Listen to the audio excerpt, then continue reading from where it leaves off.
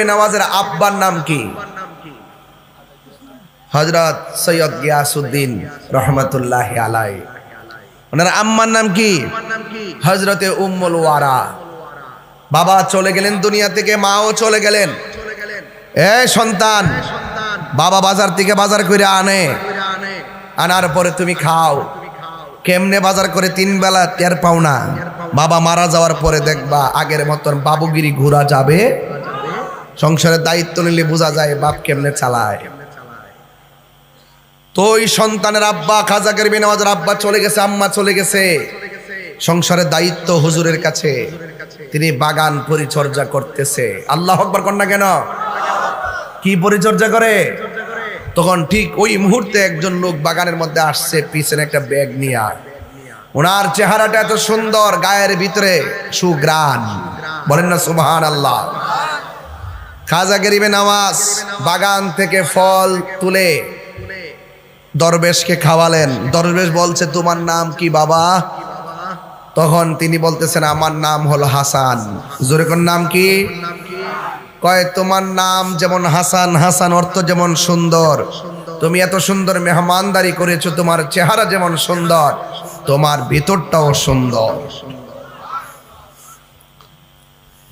এই আমার যুবক ভাইয়েরা, বেশি লম্বা চূড়া আলোচনা করব না গো। যতটুকু আলোচনা করব মাথা ঠিক রেখে আলোচনা করব।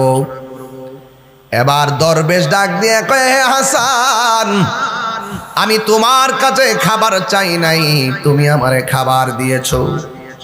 আমার ব্যাগের ভিতরে রুটি আছে, রুটি, এই রুটি তিনি মুখের মধ্যে নিলেন, নিয়ে চাবাইলেন। এই রুটিগুলা মুখের ভিতরে দিয়ে চাবাইয়া খাজা গরিব নওয়াজকে মুখের মধ্যে ঢুকাইয়া দিলেন। খাজা গরিব নওয়াজ সুন্দর করে পাগলার চাবানিগুলা খেয়ে ফেললেন। একটা কথা মনে রাখবেন, আল্লাহর ওলিদের পীর মুর্শিদের মুমিনদের সুরুল মুমিনে শাফা। খাবারের পরে যে উচ্ছিষ্ট থাকে এটা ঘৃণা করবেন না, খেয়ে ফেলবেন, কারণ এইগুলা খাইলে রোগ বিমার ভালো হয়ে যায়। এই আমার যুবক ভাইয়েরা, ও বাজিতপুরের বন্ধু, কি ভাষায় কথা বলবো। এবার দরবেশ যখন চিবানু খাওয়ায় গেছে, খাজা গরিব নওয়াজ বলেন, আমার বাবা চলে গেছি, মা চলে গেছে, সংসারের দায়িত্ব নিয়েছিলাম, এখন কি এমন খাবার খাওয়ায়া দিয়া গেছে রে। বাড়ি আমার ভালো লাগে না, ঘর আমার ভালো লাগে না, বাগান আমার ভালো লাগে না, সব ফালাইয়া দিয়া ইনি সোজা চলে গেলেন বুখারাতে। চিৎকার মেরে কি আল্লাহু আকবার বলা যাবে না?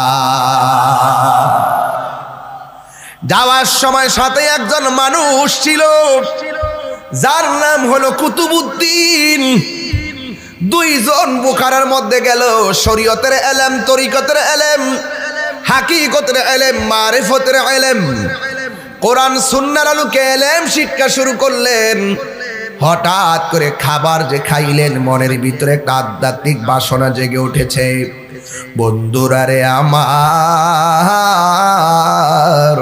এবার পাগলা মনে মনে কয়, আমার বুখারাতে ভালো লাগে না, বাগদাদে আমার ভালো লাগে না, আমি যাব সোনার মদিনায়। পাইলে নিরালাই গো নবী, পাইলে নিরালাই, পাইলে নিরালাই গো নবী, পাইলে নিরালাই। 2 কদমে চুমু খাবো, 2 কদমে চরণে ধুলি মাখে বগাই, পাইলে নিরালাই গো নবী, পাইলে নিরালাই, পাইলে নিরালাই গো নবী, পাইলে নিরালাই। আমার নবী নূরের নবী, আমার নবী জিন্দা নবী, বলো আমার নবী নূরের নবী, আমার নবী জিন্দা নবী। ওরে দয়া করে তাই গো নবী হাসরের বেলায় বলো না দয়া করে নবী হাসরের বেলায়, পাইলে নিরালাই গো নবী পাইলে নিরালাই, পাইলে নিরালাই গো নবী পাইলে নিরালাই। দুই কদমে চুমু খাবো, দুই কদমে একটু কমাই দেবো, চরণে ধুলি মাখে বগায়, পাইলে নিরালাই গো নবী পাইলে নিরালাই। জোরে জোরে কি আল্লাহু আকবার বলা যাবে না? আমার ভাইয়েরা, লাইনটা মনে রাখা লাগবে। তিনি মদিনায় গেছে, এই মুহূর্তে হজের জন্য অনেক হাজি মক্কা মদিনা আছে না নাই? আল্লাহরে ডাক দিয়া বলি, আল্লাহ এই বাজিতপুরে কই লাগে অনেক মানুষ আছে, তোমার নবীর নাম শুনলে পাগল হয়ে যায়, টাকা নাই দেখা মদিনা যাইতে পারে না, পয়সা নাই দেখা মদিনায় যাইতে পারে না। ও আল্লাহ, এই মুহূর্তে যারা মক্কা মদিনায় আছি আমাদেরকে ওই হাজিদের সঙ্গে আমাদেরকে শামিল করে নিয়েন, এই কথাটা আমরা নিবেদন করে বলতে চাই। খাজা গরিবে নওয়াজ যখন মদিনায় গেল, আমার নবী রওজা মুবারক দেখার মানসিকতা আছে না নাই? নবী রওজা মুবারক যারা একবার দেখবে, এদের বাড়ি ঘর ভালো লাগে না, সম্পদ ভালো লাগে না, একবার যারা মদিনাতে যায় বারবার মদিনায় যাইতে মনে চায়। মদিনায় এত সুন্দর, মদিনায় এত সুন্দর। হ্যাঁ বন্ধুগণ, আমার নবী আপনার নবী রওজা মুবারকে খাজা গরিবে নওয়াজ যখন তিনি চলে গেলেন, আমার নবী রওজা মুবারকে যাইয়া সালাম দিয়া নামাজ পড়া এবার তিনি একটু নবী রওজা মুবারকের পাশে ঘুমায়া গেলেন। যেই মাত্র ঘুমায়া গেছি, ঘুমের ঘরে স্বপ্নে দেখেন আমার নবী আপনার নবীজি খাজা গরিবে নওয়াজের ঘুমের ঘরে হাজির হইয়া গেছি। একটু তুইলা দাও। নবীরে দেখতে চান কি চান না? আরে বাবা, নবীরে স্বপ্নে দেখতে চান কি চান না? আরে মদিনায় যাইতে চান কি চান না? খাজা গরিবে নওয়াজ নবীরে দেখতে ভালাইছে, একটু আগে তো পাগলার খাওন খাইয়া পাগল হইছে, এখন আমার নবীরে দেখে জালুয়া উঠে গেছে।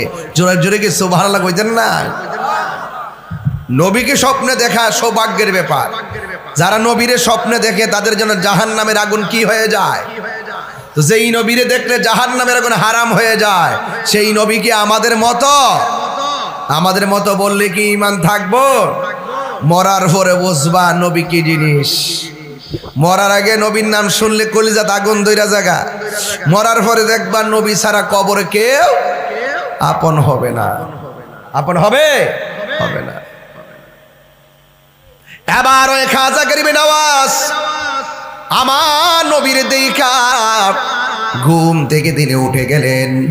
ঘুম থেকে যখন তিনি উঠে গেলেন, ওই মুহূর্তে আমার নবী স্বপ্নে আইসা ডাক দিয়া কয়, এ মঈনুদ্দিন, ও মঈনুদ্দিন, এমন একটা জায়গা আছে রে, যে জায়গার ভিতরে আল্লাহর নাম নেওয়ার মতো কেউ নাই, নবীর নাম নেওয়ার মতো কেউ নাই, নবীর নাম নেওয়ার মতো কেউ নাই। খাজা বাবার ওয়াজ করতেছি, আপনারা এমন বিষয় দিন কবর ওয়াজ করতাম, এগুলা তো আরো আগে দিতে হয়।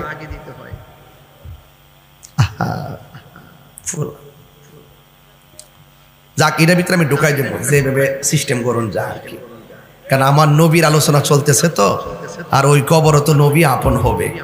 আমি কথা নিয়ে আসতেছিলাম, সিস্টেম করে আনতেছিলাম আর কি, যারা বোঝেন বুঝা নিয়েন আর কি। জুড়ে কর না মারহাবা, আরো বড় আল্লাহু আকবার কর না কেন? জিক্রুল আম্বিয়া ইবাদাতুন, নবীর আলোচনা করা হলো ইবাদত, ওয়া জিক্রুস সালিহিন কাফারা, আর আউলিয়া কেরামদের আলোচনা করলে গুনাহ মাফ হয়ে যায়। কি গুনাহ মাফের ওয়াজ চলতেছে, তাইলে না কবরে গেলে শান্তি পাইতেন? কথা কোন ঠিক না বেঠি? কবর আযাব বলার আগে তো উপদেশ দেওয়ার দরকার, কোন কাজ করলে কবরে শান্তি পাওয়া যাবে। কথা কোন ঠিক না বেঠি? চালাও সে পথে যে পথে তোমার প্রিয়জন গিয়েছেন চলি। প্রিয়জন হলো আল্লাহর ওলিগণ, নবীগণ, সিদ্দিকগণ, শহীদগণ। কথা বলেন ঠিক কিনা? ও বন্দরে এবার ডানে বামে যাওয়া যাবে না। আল্লাহর হাবিব ডাক দিয়া বলেন, হ্যাঁ মঈনুদ্দিন, এমন একটা জায়গা আছে যেই জায়গার ভিতরে আল্লাহর নাম নেওয়ার কেউ নাই, যে জায়গার ভিতরে নবীর নাম নেওয়ার কেউ নাই, ওই জায়গার নাম হইল হিন্দুল। তুমি সেখানের মধ্যে যাইবা, সেই জায়গার ভিতরে যাইয়া তুমি কালিমার দাওয়াত দিবা। এই কথা বলার পর হযরত খাজা গরিবে নওয়াজ ঘুম থেকে যখন উঠে গেলেন, এবার তিনি মনে মনে কল্পনা করতেছেন, ওই মুহূর্তে মনে মনে ভাবতেছেন যে আমাকে যে নবী বলছেন হিন্দুলে যাওয়ার জন্যে, আমি তো কোনোদিন যাই নাই, আমি তো কোনোদিন সেই দেশের মধ্যে যাই নাই, আমি কিভাবে সেই দেশটা চিনব? এই কথা বলার পর মনে মনে চিন্তা কইরা রাতের বেলা আবার তিনি ঘুমায়া গেলেন। ঘুমের করে স্বপ্নে আমার নবী আবার আইসা খাজা গরিবে নওয়াজকে ম্যাপ দিয়া গেলেন কোন রাস্তায় যাওয়া লাগবে। আর আমার নবী স্বপ্ন যুগে আইসা খাজা গরিবে নওয়াজকে একটা আনার ফল হাতে ধরাইয়া দিয়া গেছি। কি ফল? একটা আনার ফল ধরাইয়া দিয়া গেল। ও যুবক ভাইয়েরা, এবার খাজা গরিবে নওয়াজ ঘুম থেকে রুট ম্যাপ নিয়ে উঠলেন। ওঠার পরে তিনি তাকাইয়া দেখতেছেন ওনার মাথার পাশে একটা আনার ফল পড়ে আছে। এইটার দ্বারা প্রমাণ হয়ে যায় আমার নবী বলেছেন, মান্দ্র আনি ফিল মানামি ফাকাদ রাআল হক ফা ইন্না শাইতানা লা ইয়াতামাসসালু বি। আমার নবী, আপনার নবী বলেন, যেই ব্যক্তি আমাকে স্বপ্নে দেখেছে সে যেন আমাকে বাস্তবে দেখেছে। শয়তান কোনোদিন আমি নবীর সুরত ধরতে পারে না। চিৎকার মেরে কি আল্লাহু আকবার বলা যাবে না? খাজা গরিবে নওয়াজ রুট ম্যাপটা লইয়া এমন একটা জায়গায় গেছে যেই জায়গার ভিতরে যাওয়ার পরে ওই দেশের রাজার কাছে যাইয়া প্রস্তাব করা হলো, একদল দরবেশ আসছে, তাকে বসার জায়গা দেওয়া যায় কিনা। এবার তারে উট যেখানে রাখে, পৃথ্বীরাজ রায়ের যে উট আছে, উটের পাশে একটা গোয়াল ঘর আছে, এটার পাশে একটু জায়গা দেওয়া হয়েছে। ওই খাজা গরিবে নওয়াজ যখন তিনি সেখানে গেলেন, ওখানে যাওয়ার পরে যেখানে আল্লাহর নাম নেওয়ার মতো কেউ নাই, ওনার সঙ্গে একটা কাফেলা তৈয়ার হয়ে গেছে। সংখ্যা হলো 40 জন। এই 40 জন নিয়ে রাত্র গভীর হয়ে গেছে। রাখালগুলা তাকায়া দেখতেছে এই দরবেশে আল্লাহর জিকির শুরু করছে। এই জিকিরের তালে তালে উটগুলা পর্যন্ত নাচতে শুরু করে দিয়েছে। এবার রাখালগুলো রাজার কাছে যাইয়া বলে, ও রাজা, দরবেশ সেখানে এনেছেন, এমন জিকির শুরু করছি, এই জিকিরের তালে তালে উটও নাচতে শুরু করলো। এবার রাখাল যাইয়া বলে, এ দরবেশ, এই দেশের মধ্যে এই জিকির চলে না, এখান থেকে চলে যাও, এটা উট বসার জায়গা। এবার খাজা গরিবে নওয়াজ বলতেছেন, ঠিক আছে আমি চলে গেলাম, তাইলে শুনে রাখো তোমাদের উটগুলো এখানে বসে থাকুক, আমি চলে যাব। এই কথা বলার পর তারা চলে গেলেন। এবার খাজা গরিবে নওয়াজ যখন চলে গেলেন, বন্ধুরা রে আমার, আল্লাহর ওলি বলছে তোমার উট বসে থাকুক, আমি চলে গেলাম। এবার আল্লাহর লীলা খেলা বোঝা যায় না। এবার রাখালগুলো তাকায় দেখতেছে, দরবেশ যে বলছে উট বসে থাকার জন্য, উট যে বৈশা গেছে, এই উট আর দাঁড়ায় না। এবার রাখাল পৃথ্বীরাজ রায়ের কাছে যাইয়া কয়, দরবেশকে আমরা উঠাইয়া দিছিলাম, এই আল্লাহ আল্লাহ জিকির দেইকা দরবেশ বলছে উট বসার জন্য, উট আর দাঁড়ায় না। রাজা ডাক দিয়ে কই তোরা ভুল করেছিস, দরবেশের কাছে যাইয়া ক্ষমা চা। এবার ক্ষমা চাইলেন, ক্ষমা চাওয়ার পর এবার উট আগের মতো দাঁড়ায় গেছি। এটা হলো আল্লাহর ওলিদের জবানের বেলায়েতের পাওয়ার। এবার রাজা ডাক দিয়ে কই এ কেমন লোক আসছে, আল্লাহ আল্লাহ জিকির আর চেহারা দেখা দাপে দাপে মানুষ মুসলমান হয়ে যাইতেছি। এবার তাকে মারার জন্য, জাদু দেওয়ার জন্য একটা জাদুঘর পাঠাইছি, যার নাম হলো সাধুরাম, যার নাম হলো সাধুরাম। এই সাধুরামকে রাজা ডাক দিয়া কয় দেখছস নি এখানে এমন একটা দরবেশ আসছে, আনা সাগরের পানি লুটার ভিতরে ঢুকাইয়া ফেলায়। এখানে এমন একটা দরবেশ আসছে, উঠকে বৈশা থাকলে দাঁড়ায় না, তাকে যে কোনো ভাবে জাদু দিয়া শেষ করে দিতে হবে। আমার দেশের ভিতরে জাদু টুনা করে এমন মানুষ আছে না নাই? এবার রাজা ডাক দিয়ে কয় ও সাধুরাম, ওই ওই ওই দরবেশকে জাদু দিয়া শেষ করে দেওয়া লাগবে।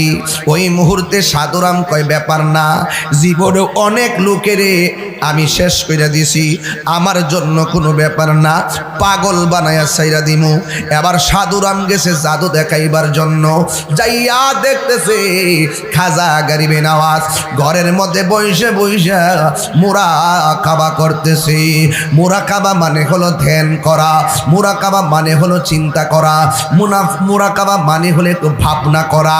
ওই খাজা গরিবে নওয়াজ কিসের উপরে মুরাকাবা করতেছে? খাজা গরিবে নওয়াজ বারজাখের উপরে মুরাকাবা করতেছি। এখন প্রশ্ন করবেন হুজুর বারজাখটা কি? বারজাখ মানে হলো কবরের জিন্দেগি।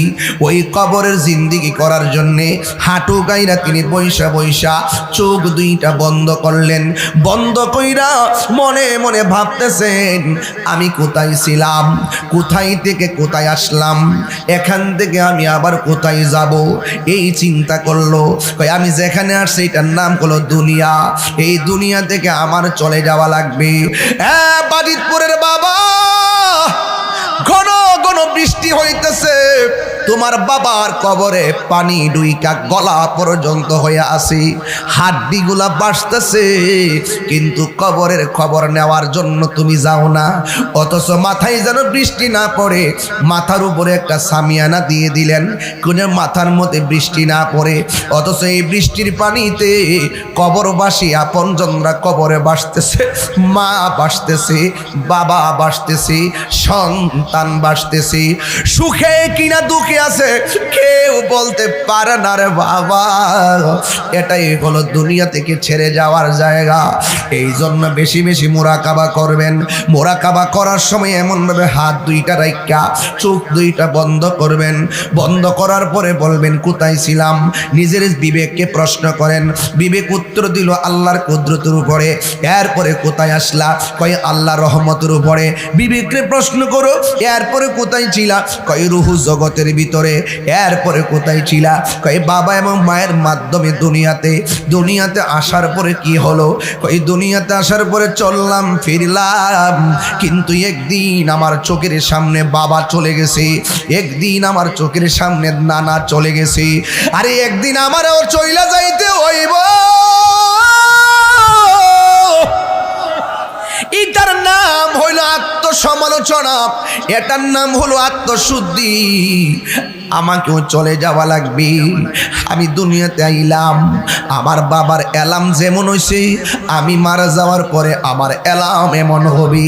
আমার দাদার কাফন যেটা আসছে, আমি মারা যাওয়ার পরে আমার কাফন সেটাই আসবে। আমার নানুকে যেই করে শুয়াইছি, আমি মারা গেল আমাকে সেই করে শুয়াবে। এমনভাবে তুমি মুরাকাবার ভিতরে চিন্তা করবেন। চিন্তার ভিতরে বলবেন আমি দুনিয়াদারি করতেছি, দুনিয়াদারি করতেছি। হঠাৎ করে দেখলাম চোখের সামনে যেন কে দাঁড়ায় রইল। জিজ্ঞেস করলাম তুমি কেডা? মুরাকাবার মধ্যে উত্তর পাইলাম তিনি আজরাইল। মুরাকাবায় প্রশ্ন করলাম তুমি কেন আইছো? কয় তোমার রুহটা নেওয়ার জন্যে। মুরাকাবার ভিতরে সিদ্ধান্ত হয়ে গেছে, আমি যতই বাহানা করি না কেন, মাটির নিচে ঢুকলেও আজরাইল আসলে চলে যাওয়া লাগবে। বিদেশ চলে গেলেও আজরাইল আসলে আমাকে চলে যাওয়া লাগবে। হসপিটালের ভিতরে কোটি কোটি টাকা নিয়ে ঢুকলেও আমাকে চলে যাওয়া লাগবে। সিদ্ধান্ত ফাইনাল হয়ে গেল। আমি মুরাকাবার ভিতরে সিদ্ধান্ত ফাইনাল, আজরাইল আমাকে নিয়ে যাবে। রুহুটার ভিতরে হাত দিছে, কত যে কষ্ট, কত কষ্ট।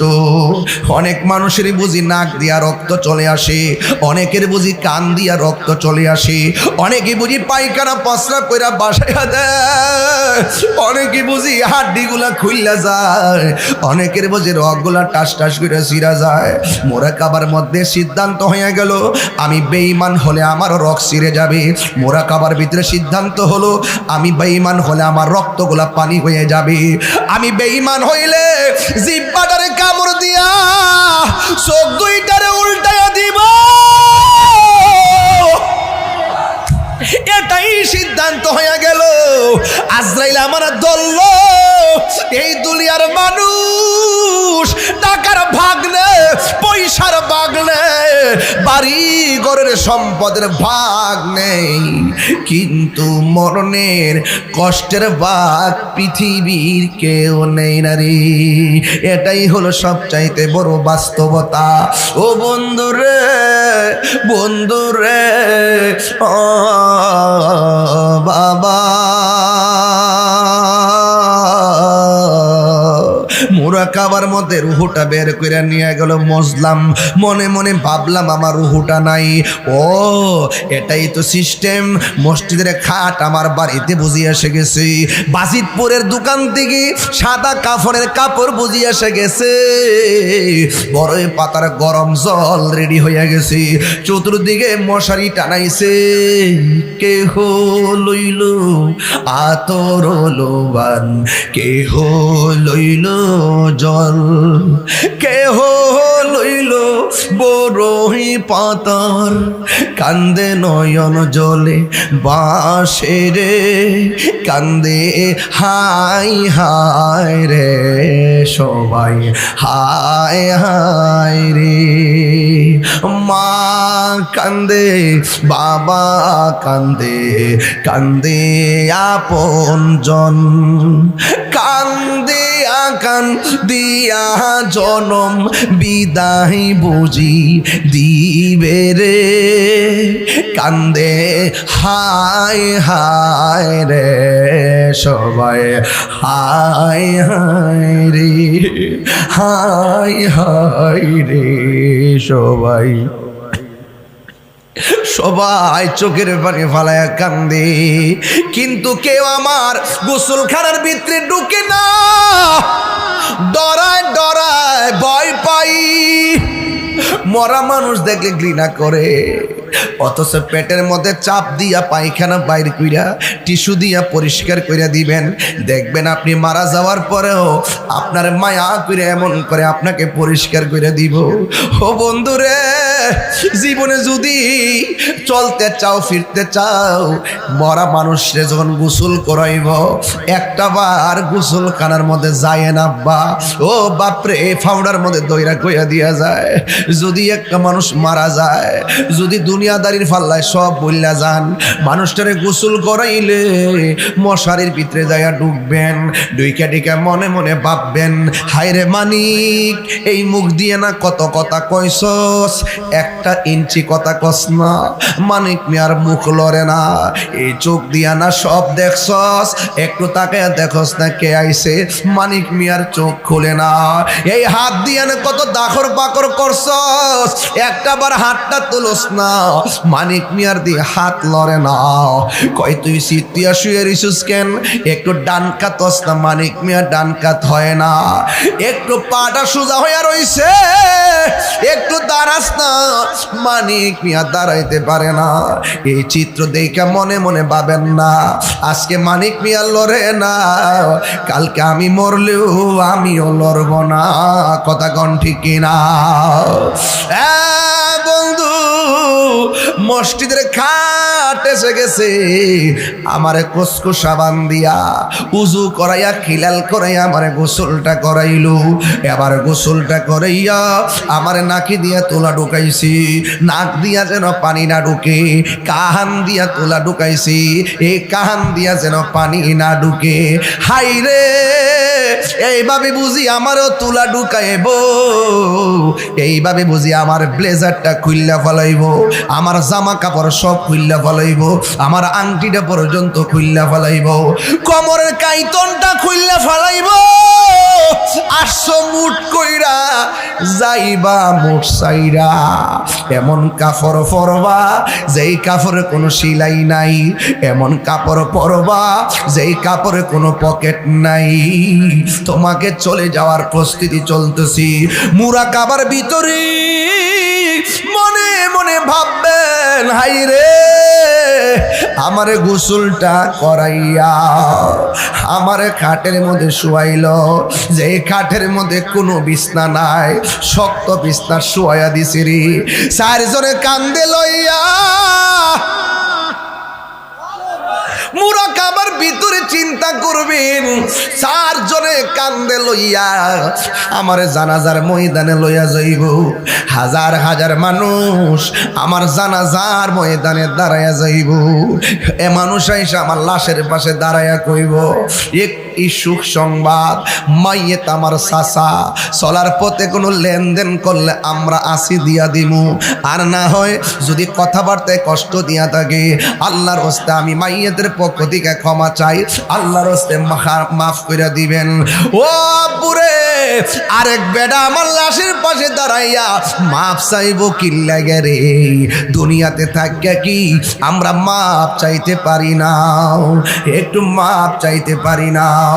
হারিয়ে যাব একদিন আমি, রব নাই ভুবন চিরদিন, বলো হারিয়ে যাব একদিন আমি, রব নাই ভুবন চিরদিন।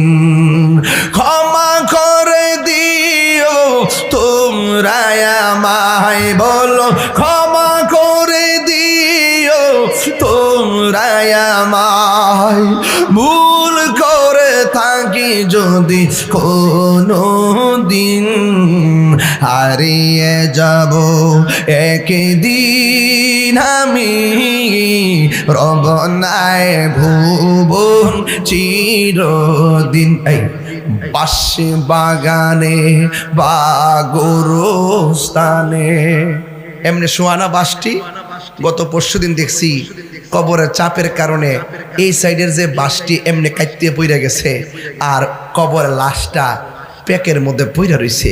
2 দিন পরে কবরটা ভাঙ্গে গেছে, লাশটা পইরা রইছে। হারে, বাস পচার আগে লাশটা পচা যায়।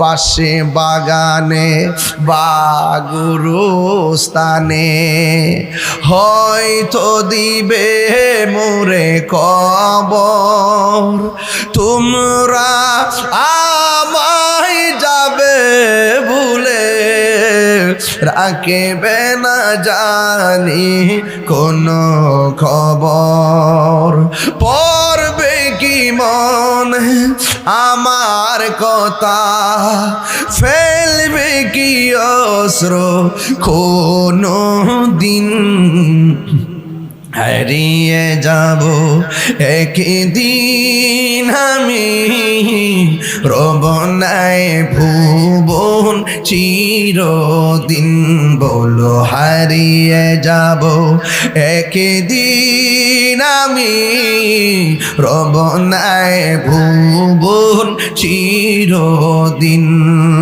ক্ষমা করে দিও তোমরা আমায়, বলো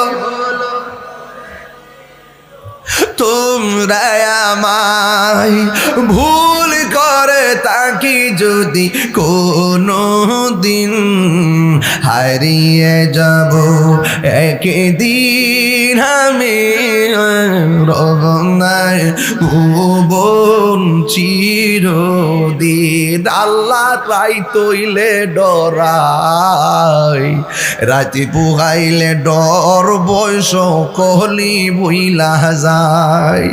এখন দেখেন তো কবর ওয়াজ করতেছি, প্রত্যেকটার চেহারা মরা মরা হয়ে রয়েছে, মনে হয় যেন চিন্তার বাস পড়ে গেছে। হাই রে আব্বাটা তো কবরে শুয়ে রয়েছে, হাই রে আমার নানাটা তো কবরে শুয়ে রয়েছে, হাই রে আমার দাদিটা তো কবরে শুয়ে রয়েছে।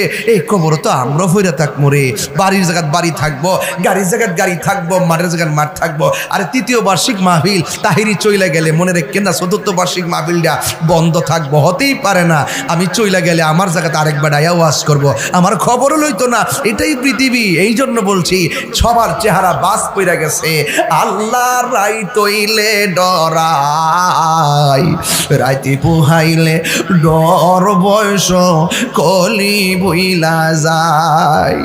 দিনে রাইতে তোমার বান্দা কলবে যেন পায়, দিনে রাইতে তোমার বান্দা কলবে যেন পায়। আল্লাহ রাই তৈলে ডরাই রাতি পোহাইলে ডর বয়স কলি বইলা যায়। আল্লাহ আমি সৃষ্টি তুমি স্রষ্টা, আমার কিবা সাধ্য, যখন তখন উইরা যাইতে এই তাহিরি বাধ্য। আল্লাহ আমি সৃষ্টি তুমি স্রষ্টা, আমার কিবা সাধ্য, যখন তখন উইরা যাইতে এই তাহিরি বাধ্য।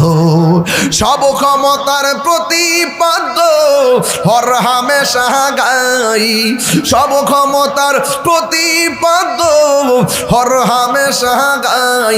আল্লাহ রাই তৈলে ডরাই রাতি বুহাইলে ডর বইজ খলি বইলা যায়। আল্লাহ রাই তৈলে ডরাই রাতি বুহাইলে ডর বয়স কলি বইলা যায়। আন্দারপুরের মানুষ আমি, আন্দারপুরের মানুষ আমি, আর আন্ধার গড়ের বাসিন্দা। ও আল্লাহ আমি এক পাপিষ্ট বান্দা, যাওয়া লাগবে রে। এমন গুনাহ করছি আমার ভাই জানে না, এমন গুনাহ করছি আমার বোন জানে না। এই যে মাইকটা ধরছি 1 ঘন্টা সময় হয়ে গেছে, মনে হয় যেন কেবল মাঠটাতে উঠলাম মাত্র। এই 1 ঘন্টা সময় আমার জীবন থেকে চিরদিনের জন্য বিদায় হয়ে গেছে। লক্ষ কোটি টাকা দিলেও আমার হায়াতের খাতায় আর আসবে না। বাংলাদেশের সবচাইতে ধনী জহিরুল ইসলাম সাহেব এখনো ওখানে কবরটা আছে না নাই? আছে না নাই? টাকা পয়সাও আছে না নাই? কবর গেছিনি, যাইব না রে, যাইব না। এই দুনিয়ার মায়া মায়া রে মায়া। বাড়ির জায়গায় বাড়ি, ব্যাংকের টাকা লইয়া ফুটাইতে মস্তানি করে। আমার ব্যাংকের টাকা লইয়া আমার ফুলা যা মন চা তা করব। এই জন্য টাকা আমার ফুজি না, আমার ফুজি হইল ঈমান আর আমল। কথা কোন ঠিক কিনা? আর আওয়াজ করে কোন ঠিক কিনা বলো। আওয়াজ নাই বেটা, কই ওয়াজ করতেছে? সব কবরস্থান হয়ে গেছে, সব গুরুস্থান। গুরুস্থানের একটু মাটি বাইনা করে রাখ রে, এখনই তোর আসতে পারে চলে যাওয়ার ডাক। ঠিক কিনা?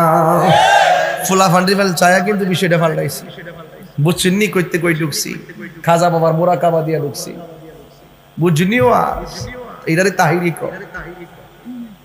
যে কোনো মুহূর্তে আল্লাহর রহমত আপনাদের দোয়ায় ফিট আছি। ওখানে আবার নতুন করে খুতবা পড়তে হইব এমন কোনো বিষয় না। এমন জায়গা দিয়ে ডুহাইছি, মোরা কাবা দিয়ে ডুহাই দিছি। প্রাণ দয়াল রে, আর পরীক্ষার সময় নাই, করো জোরে ক্ষমা চাই, শেষের খেয়া না নিলাই আমারে। আমার দিন কি এমনি যাবে, লোকে তোমায় কি বলবে, এই দুঃখ রইল তাহিরির অন্তরে। প্রাণ দয়াল রে, সন্ধ্যা হইল ডাকি দিলে না মুরে, সন্ধ্যা হইল ডাক দিলে না মুরে। প্রাণ দয়াল রে, সন্ধ্যা হইল ডাকে দিলে না মুরে। প্রাণ দয়াল রে,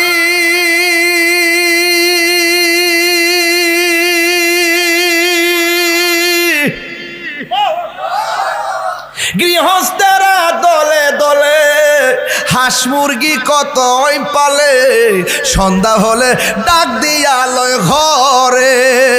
যার যত পালিত ছিল সকলরে তো ঘরে নিল, আমি একা রইলাম অন্ধকারে। প্রাণ দয়াল রে, সন্ধ্যা হইল ডাকি দিলে না মুরে, সন্ধ্যা হইল ডাক দিলে না মুরে। প্রাণ দয়াল রে, সন্ধ্যা হইল ডাকে দিলে না মুরে। সন্ধ্যা হয়েছে নি, হায়াত কিন্তু শেষ, একদিন যাইতেছে শেষ, কিন্তু আর আইতো না। আইসিউতে ঢুকলে বুঝবেন, এন যে শ্বাস টানতাছুন, একটা গেলাম বিল দেওয়ান লাগে না। আর বুমবাড়া লাগাইলে এমনও খবর ভাই, মরে যাওয়ার পরও লাগাই রাখে। আর আমাদের বিল গনে, মরে যাওয়ার পরও আইসিউর ভিতরে লাগাই রাখে, কৃত্রিম শ্বাস দিয়া ফ্যাট উসাইম। আর বাইরের থেকে গ্লাস দিয়ে দেখা আমার আব্বারা ও ডাক্তার যা লাগে আপনি দেখেন, অথচ মরে রয়েছে 2 দিন আগে। এমন এমন তথ্য পাওয়া যায়। এই জন্য আইসিইউ থেকে ঢোকানোর পরে এই যেটা চেক করে আনবেন, কি যেন একটা ছিদ্র থাকে, কি যেন একটা চিহ্ন থাকে। যদি তারা এরকম পলিসি করে, এই যেটা ছিদ্র করে নাকি করতে হয়, এটা যদি তাকে মনে করবেন যে হ্যাঁ এটা কিন্তু করছে মালের জন্য, মরা লাস্ট লয়ে পর্যন্ত রাজনীতি করে। কথা বলেন ঠিক না বেটে?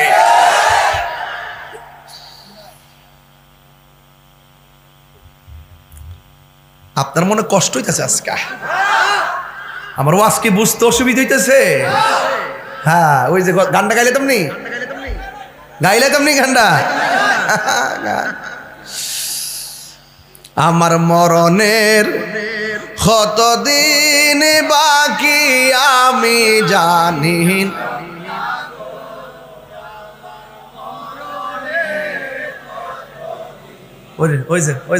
ওই যে লাল বেড়া এমনি বলিস,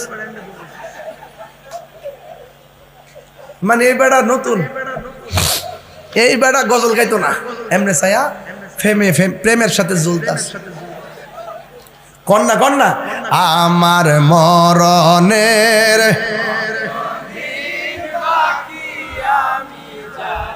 ইধারে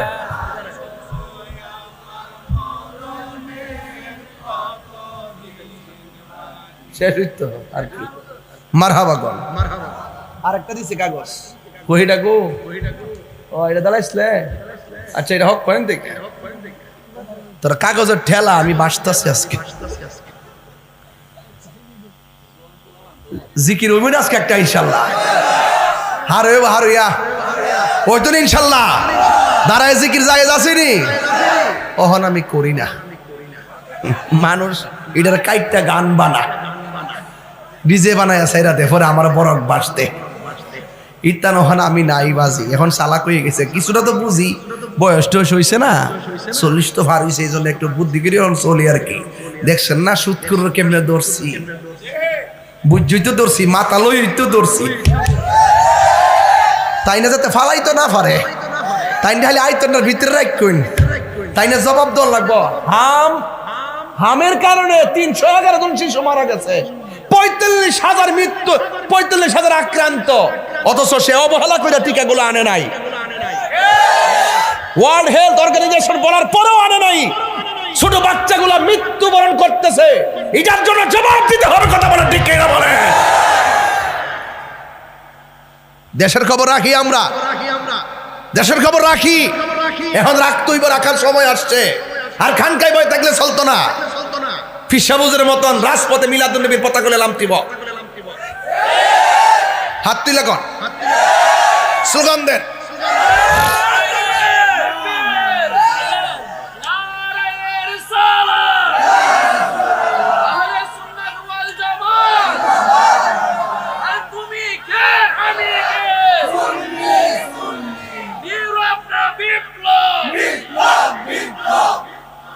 আল্লাহু আকবার গণ।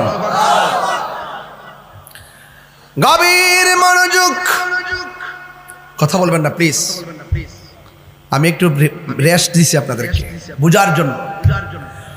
ও বন্ধু,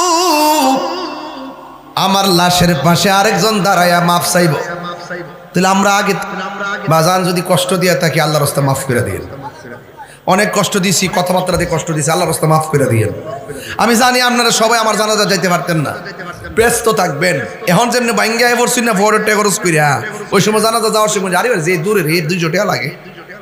এটি বাস্তবতা, এটি বাস্তবতা। যত কথাই বলেন, যত ফিরিতি করেন, বউটা মরে তো হোক না, মাসটা গইনি তার একটা বিয়ে করে নেব।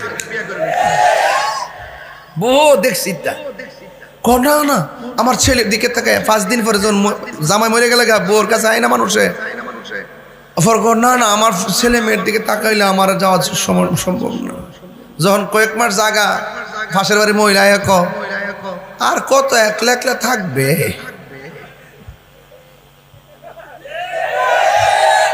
এটাই বাস্তবতা। এই দুনিয়ার কেউ কারণ আরে ময়রা দেখো, তোমার জন্য ঘরের অনুষ্ঠান বন্ধ থাকবে না, সব আপন গতিতে চলবে। কথা বলেন ঠিক না বেটে? লাশ সারি সারি দাঁড়াইব, সারি সারি লাইন ধরে দাঁড়াইব, আল্লাহর রাস্তায় মাফ করে দিও। ওই মুরাকাবার ভিতরে আমি মনে মনে ভাববো, লাশ লাইন ধরে দাঁড়াইছে, সবাই জানাজা পইরা চলে গেছে, কোথায় নিয়ে যাই? 4 জন আমাকে আবার কাদের মধ্যে নিল, কাদের মধ্যে লহিয়া আমাকে আসল বাড়িতে নিয়ে যাবে। জবানটা খুলে কোন আসল ঘরের নাম কি, বিল্ডিং না কবর? ওই কবরের ভিতরে 2 জন নামবে রে, 2-3 জন নাইমা লাশটারে হাতের মধ্যে লইয়া এমন একটা জায়গায় শোয়া দিব, নিচে মাটি, ডাইনে মাটি, সামনে মাটি, পায়ের দিকে মাটি, মাথার দিকে মাটি। বন্ধুরে আমার ওই মুরাকাবায় দেখলাম শেষ ভরসা, 2 জন আমার কবরের মধ্যে নামলো। এবার মনে মনে ভাবলাম, মনে হয় 2 জন আমার সঙ্গে থাকবে। এই 2 জন কবর থেকে উঠে যাবে, উপরে বাঁশগুলা দেওয়া হবে, ধীরে ধীরে কবরটা অন্ধকার হয়ে যাবে। শুধুমাত্র তাই নয়, শুধুমাত্র তাই নয়, ওই বাঁশির উপর আবার চাটাই দেওয়া হবে, বিসমিল্লাহি ওয়া আলা মিল্লাতি রাসূলিল্লাহ বলে কবরে নামাইয়া দিয়া, মিনহা খলাকনাকুম ওয়া ফিহা নুঈদুকুম ওয়া মিনহা নুখরিজুকুম তারাতান উখরা বলে বলে তার মাটিটা যখন দেওয়া শুরু করবে রে বাবা, কবরটা এমন নিকষ অন্ধকার হইয়া যাইব। এবার মনে মনে মুরাকাবার মধ্যে মনে মনে ভাববেন, আমার কবর দি ঘরের মানুষ নাই, আমার কবর দি আমার বন্ধু নাই, ওই কবর দি আপন কেউ নাই। ওই কবর আমাকে চিরদিন থাকতে হবে। ওই কবরে পৃথিবীর কেউ হবে আপন হবে না রে, ওই কবরে আপন হবে সোনার মদিনাওয়ালা। ওই নবীর প্রেম ছাড়া কোনো উপায় নাই, ওই নবীর প্রেম ছাড়া কোনো উপায় নাই। হুজুর খাজা গরিব নওয়াজ যখন এমন ভাবে মুরাকাবা করলেন, এবার সাধুরাম সামনে দাঁড়ায় রইল জাদু দেওয়ার জন্যে। এবার খাজা গরিব নওয়াজ যখন মুরাকাবার এক পর্যায়ে আল্লাহ আল্লাহ জিকির শুরু করলো, এবার সাধুরাম পাশে বইয়াতে রাম রাম বলা শুরু করছে। খাজা গরিব নওয়াজ বলে আল্লাহ আল্লাহ আল্লাহ আল্লাহ জিকির শুরু করলো, আর সাধুরাম আল্লাহ আল্লাহ জিকিরের সামনে বসে রাম রাম শুরু করছে। এবার খাজা গরিব নওয়াজ মুরাকাবা শেষ হয়ে গেল। যখন তিনি চোখ খুললে তাকাইছে, ওই সাধু রামের সিনা মুবারক সিনার বরাবর যখন তাকাইলো, এবার সাধু রাম আল্লাহ আল্লাহ নামের বিপরীতে তিরস্কার কইরা, মজা মাইরা, অবহেলা কইরা, টিটকারি কইরা রাম রাম বলা শুরু করছে। খাজা গরিবে নেওয়ার যখন সিনার দিকে তাকাইছে, সাধু রাম রাম রাম বলে গেছে। সাধু রামের জবান দিয়া রহিম রহিম জিকিরের ঢেউ উঠে গেছে। এবার খাজা গরিবে নামাজ কয়, তুমি কে? আমি হইলাম সাধু রাম। কই তুমি হিন্দু হয়ে রহিম রহিম জিকিরি কেন করো? এবার ডাক দিয়া বলে, আমি তো রাম রাম বলছিলাম, আপনি যখন আমার সিনার দিকে তাকাইছেন আমি রাম রাম বইলা গেছি। কি যেন একটা পাওয়ার একটা আমার কলবের মধ্যে আইছে রে, কি যেন আমার সিনার মধ্যে একটা নূর ঢুকিয়া গেছে। ও মঈনুদ্দিন, আমি সাধু রাম ছিলাম, আমারে আর বাড়িতে পাঠাইয়েন না, আপনারে দেখা মায়ায় পড়ে গেছি, আপনার নজর পইরা আমার ভিতর অন্ধকার আলো হয়ে গেছে। একটা কথা মনে রাখবেন, পীরের বাড়ি নবাবির জায়গা না, পীরের বাড়ি হলো গোলামির জায়গা। ডাক দেয়া বলে, হুজুর আমি রহিম রহিম নামের ভিতরে এত মজা পাইছি গো, আমারে কালিমা পড়াইয়া মুসলমান বানাইয়া দেন, আর আমারে যারা রাজার কাছে যাওয়ার জন্য বইলেন না, আমাকে আপনার ব্যাগ টানার জন্য রাইখা দেন, আপনার সেবা করার জন্য রাইখা দেন।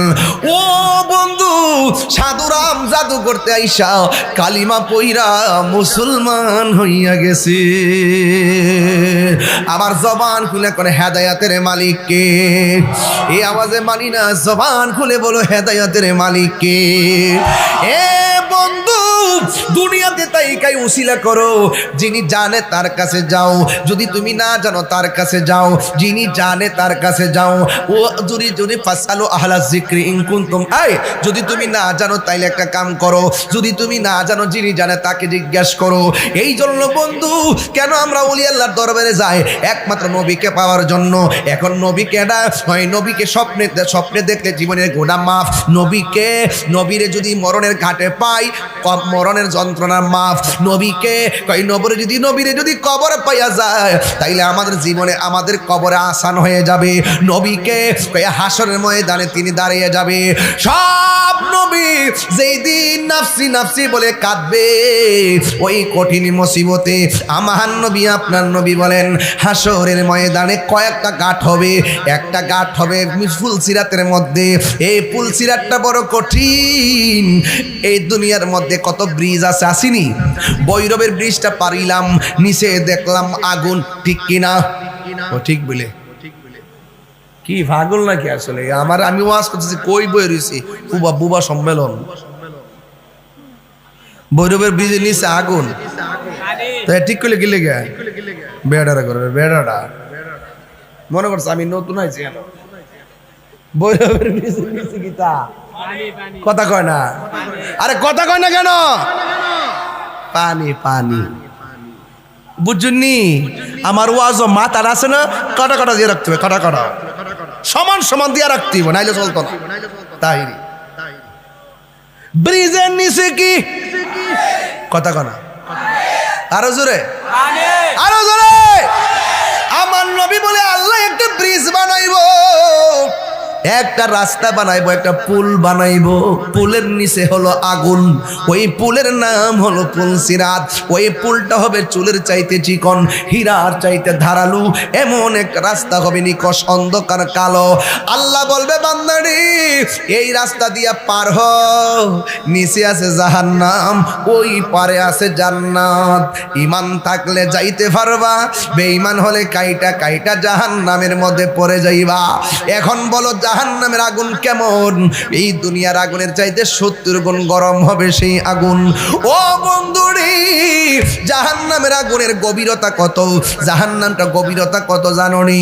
আমার নবী আপনার নবী একদিন সাহাবায়ে কেরামদেরকে নিয়ে তিনি ওয়াজ করতেছেন, হঠাৎ করে একটা বিকট আওয়াজ হলো। সাহাবীরা ডাক দিয়ে কয়, ইয়া রাসূলুল্লাহ, ইয়া হাবিবাল্লাহ, নবী গো, ও মায়ার নবীজি আমরা কথা বলতেছি, এত বড় একটা আওয়াজ আসলো কোথায় থেকে? আপনারা জবান খুলে বলেন আওয়াজটা কোথায় থেকে হলো, কেন হলো, কিভাবে হলো? কেউ জানে না। আমার নবী জানার ক্ষমতা আছে না নাই? এত বোঝার দরকার নাই। এখন ডাইরেক্ট কোন নবী আমরা দেখার ক্ষমতা আসেনি? আজকের মাহফিলে নবী আসেনি, থাকার ক্ষমতা আসেনি। নবীরে ক্ষমতা দিছে কেডা? এখন আর তুমি দেখো না কেন? ব্যাটারি নষ্ট। কি নষ্ট? আমরা যদি নাও দেখি, আমরা এই বিশ্বাস করি আমার নবী আমরা রে দেখে। জোরে কন্যা সুবহানাল্লাহ কন, আরো জোরে কন্যা সুবহানাল্লাহ।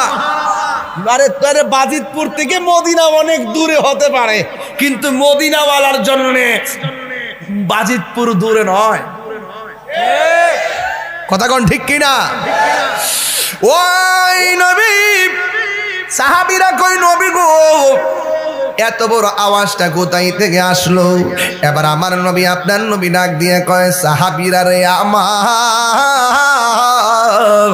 ও সাহাবীরা, আজ থেকে প্রায় 70,000 বছর আগে আমার আল্লাহ এই দুনিয়াটা যত বড়, এর চাইতে 70 গুণ বড় একটা পাথর 70,000 বছর আগে এই জাহান্নামের মুখের মধ্যে ছেড়ে দিয়েছিল। এই পাথরটা 70,000 বছর পরে যাইয়া জাহান্নামের তলদেশে পড়েছে। এই আওয়াজটা তোমাদের কানে এসেছে। এবার বুঝছিনি জাহান্নামের গভীরতা কত। এখন জাহান্নামটা আল্লাহ কার জন্য বানাইছে শুননা জান। আল্লাহ রাব্বুল আলামিন বলেন ওয়াকুদুহান নাসু ওয়াল হিজারা উইদ্দাত লিল কাফিরিন। আল্লাহ বলেন এই জাহান্নামের আগুনটা আল্লাহ কি দিয়া ধরাইবো জানেননি? আরে বাজিতপুরের চুলার আগুন ধরা লাকড়ি দিয়া, গই দিয়া। গই চিনেননি? ওই যে লাড়ির মধ্যে গোবরটি দিয়ে কিতা করে রে খুইট্টা খুইট্টা, হ্যাঁ মুইট্টা মুইট্টা মুইট্টা খুইট্টা গইবালা, অত হুইট্টা মুইট্টা বাদ দে। গই গই জাহান্নামের আগুন আমার আল্লাহ ধরাইব। দুনিয়ার আগুন ধরা লাকড়ি দিয়া, খেরের কারি দিয়া, গই দিয়া। আর আমার আল্লাহ কয় ওয়াকুদুহান নাস ওয়াল হিজারা, আমি আল্লাহ জাহান্নামের আগুন ধরাবো মানুষ দিয়া আর পাথর দিয়া। এই জাহান্নামটা উইদ্দাত লিল কাফিরিন, এই জাহান্নামটা আমি আল্লাহ কাফেরের জন্য বানাইছি। কিন্তু এখন একটা খেয়াল করেন, আল্লাহর হাবিব কয় কাফেরের চাইতে মুনাফিক আরো ভয়ঙ্কর, এই জন্য শাস্তিটাও ভয়ঙ্কর। আল্লাহ বলে জাহান্নামটা বানাইছি কাফেরদের জন্য, অথচ জাহান্নামের সর্বনিম্ন স্তরে থাকবে মুনাফিকরা। এমন মুনাফিক বাজিতপুরে নাই।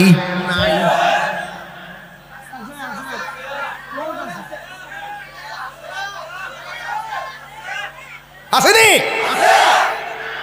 মুনাফিকের গোষ্ঠী। ইন্নাল মুনাফিকিনা ফিদ দারকিল আসফালি মিনান নার। আল্লাহ রাব্বুল আলামিন বলেন নিশ্চয়ই মুনাফিকরা জাহান্নামের সর্বনিম্ন স্তরে থাকবে। মুনাফিকের আলামত হলো 4টা। জোরে কোন কয়টা? সারা জীবন শুনলেন আয়াতুল মুনাফিকি সালাসাতুন, মুনাফিকের আলামত হলো 3টা। আমি একটা হাদিসে পড়ছি ব্রাহ্মণপাড়া মাহফিলে যাওয়ার সময়, মুনাফিকদের আলামত হলো 4টা। 1 নম্বর কথা বললে মিথ্যা বলবে, 2 নম্বর ওয়াদা করলে খেলাফ করবে, 3 নম্বর সে তার কাছে আমানত রাখলে খেয়ানত করবে, 4 নম্বর কোনটা জানেননি? কয় নামাজ পড়ে কইবা আমি নামাজি, রোজা রাখে কইবা আমি রোজাদার, হজ করে কইবা আমি